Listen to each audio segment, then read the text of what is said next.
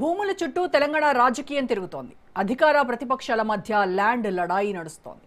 భూముల నిషేధిత జాబితా వ్యవహారం ఇప్పుడు రాష్ట్రంలో హాట్ టాపిక్ గా మారింది. ల్యాండ్ సీలింగ్ యాక్ట్ నిషేధిత భూముల జాబితాపై కాంగ్రెస్ ప్రభుత్వాన్ని టార్గెట్ చేశాయి విపక్షాలు. తెలంగాణ రాష్ట్ర వ్యాప్తంగా లక్షలాది అపార్ట్మెంట్లు, కమర్షియల్ కాంప్లెక్స్లు, భూములు అకస్మాత్తుగా 22A చేరాయి. దీంతో తమ ప్రాపర్టీని నిషేధిత భూముల నుంచి తొలగించండి అంటూ రిజిస్ట్రేషన్ ఆఫీసులు, కలెక్టరేట్ల చుట్టూ ప్రదక్షిణలు చేస్తున్నారు.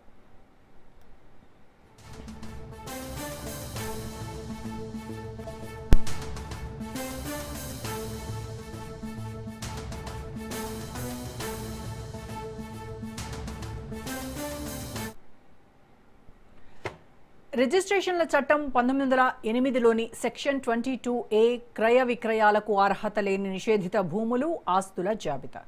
అందులో ప్రభుత్వ భూములు, అసైన్డ్ ల్యాండ్స్, దేవాదాయ, వక్ఫ్ ఆస్తులు, సీలింగ్, మిగులు భూములు, కోర్టు వివాదాల్లో ఉన్న ఆస్తులు ఉంటాయి. తాజాగా రెవెన్యూ రికార్డుల నవీకరణలో ప్రజల ఆస్తులను 22A జాబితాలో చేర్చింది రేవంత్ ప్రభుత్వం.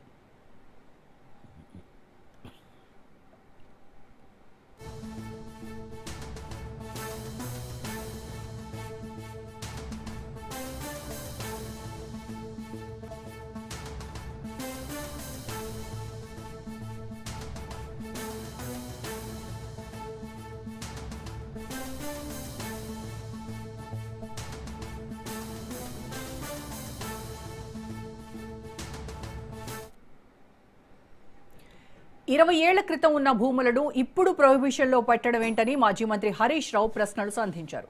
22A నిషేధిత భూముల వెనుక 30% కమిషన్ దందా జరుగుతోందన్నారు. స్వయంగా ముఖ్యమంత్రి రేవంత్ రెడ్డి ఇల్లే ప్రొహిబిషన్ లిస్టులోకి ఉందంటూ తన్నీరు బాంబు పేల్చారు. నిషేధిత భూముల జాబితాపై వెంటనే వైట్ పేపర్ రిలీజ్ చేయాలని డిమాండ్ చేశారు. సారీ అని పొంగులేటి చెప్తే సరిపోతుందా? ఇది 30% గవర్నమెంట్, ఏ పని కావాలన్నా 30% కమిషన్ అడుగుతున్నారంటూ విరుచుకుపడ్డారు హరీష్ రావు. సర్వే నంబర్లు మొత్తం, లేఅవుట్లు, HMDA అమ్మిన భూములు, హుడా అమ్మిన భూములు, యాక్షన్ లో ప్రభుత్వం అమ్మితే కొనుక్కున్న భూములన్నీ కూడా 22A కింద నిషేధిత జాబితాలో పెడితే ఆ ప్రజలు ఏం కావాలి? సబ్ రిజిస్ట్రార్ దగ్గరికి పోతే MRO దగ్గరికి పోమంటుండు, MRO దగ్గరికి పోతే RDO గారి దగ్గరికి పో అంటుండు, RDO దగ్గరికి పోతే కలెక్టర్ గారి దగ్గరికి పో అంటుండు, కలెక్టర్ గారిని కలిస్తే ఇది ULC సమస్య, ULC ఆఫీస్కు పో అంటున్నారు. అంటే ప్రజలు ఎందుకు తిరగాలి? సర్వే నంబర్లు మొత్తం, లేఅవుట్లు, HMDA అమ్మిన భూములు, హుడా అమ్మిన భూములు, యాక్షన్ లో ప్రభుత్వం అమ్మితే కొనుక్కున్న భూములన్నీ కూడా 22A కింద నిషేధిత జాబితాలో పెడితే ఆ ప్రజలు ఏం కావాలి? సబ్ రిజిస్ట్రార్ దగ్గరికి పోతే MRO దగ్గరికి పోమంటుండు, MRO దగ్గరికి పోతే RDO గారి దగ్గరికి పో అంటుండు, RDO దగ్గరికి పోతే కలెక్టర్ గారి దగ్గరికి పో అంటుండు, కలెక్టర్ గారిని కలిస్తే ఇది ULC సమస్య, ULC ఆఫీస్కు పో అంటున్నారు. అంటే ప్రజలు ఎందుకు తిరగాలి? మరోవైపు 22A అంశంలో హరీష్ రావు కొండను తవ్వి ఎలకను పట్టారని రెవెన్యూ శాఖ మంత్రి పొంగులేటి శ్రీనివాసరెడ్డి సెటైర్లు గుప్పించారు. ప్రజాప్రభుత్వంలో గజం ప్రైవేటు భూమికి ఆటంకం కలగదన్నారు. గతేడాది హైకోర్టు ఆదేశాలతో 22A జాబితాను ఆన్లైన్లో అప్లోడ్ చేశారని చెప్పుకొచ్చారు పొంగులేటి. పాత వివరాలు కూడా వాటిలో ఉండటంతో నిషేధిత భూముల సమస్య వచ్చి పడిందన్నారు.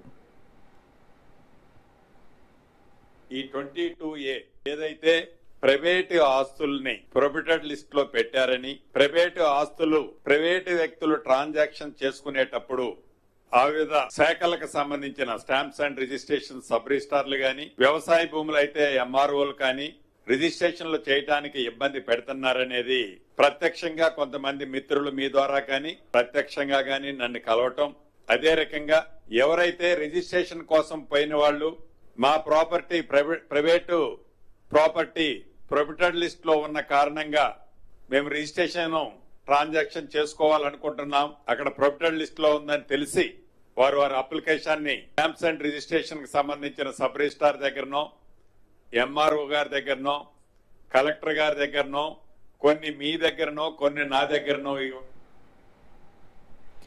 ఇక ధరణి పోర్టల్ రద్దు చేసిన భూములను లాక్కునే ప్రభుత్వాల ధోరణిలో ఏ మార్పు రాలేదంటోంది కమలదళం. గతంలో కేసీఆర్ ప్రభుత్వం భూదందాలకు పాల్పడితే ఇప్పుడు రేవంత్ సర్కార్ ఆ భూములను సెటిల్మెంట్ చేసుకుంటోందని ఎంపీ ఈటెల రాజేందర్ విమర్శించారు.